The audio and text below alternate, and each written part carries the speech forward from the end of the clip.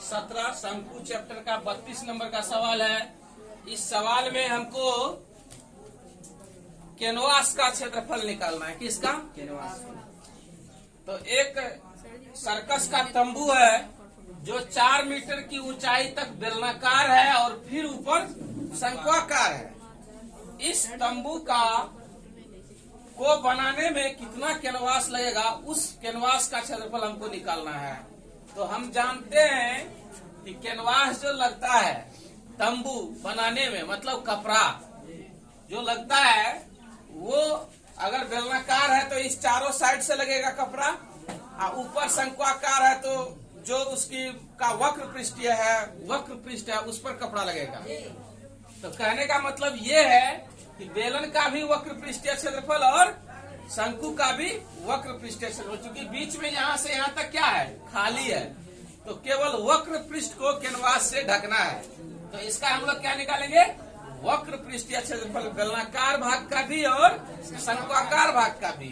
बेलनाकार भाग का वक्र पृष्ठीय क्षेत्रफल निकालने के लिए त्रिज्या और ऊंचाई चाहिए। व्यास मालूम है तो त्रिज्या हो गया, ऊंचाई भी मालूम है। शंक्वाकार भाग का वक्र पृष्ठीय क्षेत्रफल निकालने के लिए त्रिज्या और तिरछी लंबाई चाहिए, इसका भी दिया हुआ है। बेलन और शंक्वाकार भाग, बेलनाकार भाग और शंक्वाकार भाग दोनों के लिए ये व्यास समान है ना रे?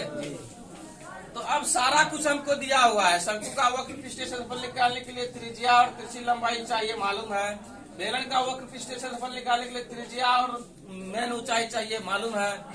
इसलिए कैनवास जो इसमें लगेगा पूरा बनाने में, इसको तंबू को बनाने में, तो आवश्यक कैनवास का कुल पृष्ठीय क्षेत्रफल बराबर लिखे हैं बेलनाकार भाग का वक्र पृष्ठीय क्षेत्रफल जोड़ शंक्वाकार भाग का वक्र पृष्ठीय क्षेत्रफल। बेलन का क्षेत्रफल वक्र पृष्ठीय क्षेत्रफल होता है 2 पाई आर एच, शंकु का होता है पाई आर एल। दोनों में त्रिज्या समान है, इसलिए पाई आर कॉमन ले लिए, 2h प्लस एल हुआ। उसके बाद सबका मान रख दिए, पाई का मान 22/7, आर का मान 112/2, चूंकि 112 व्यास है तो त्रिज्या क्या होगा 112/2। फिर यहाँ 2h है तो 2 गुना h, बेलन की ऊंचाई जितना है h हो गया, 4 है 4 दे दिए, प्लस एल का मान 75 दिया हुआ है, तिरछी लंबाई तो 75 दे दिए। इसको हल करने के बाद 14,608 वर्ग मीटर हुआ। तो अतः सर्कस का जो ये तंबू है, इस तंबू को बनाने में कुल कितना क्षेत्रफल का कपड़ा लगेगा?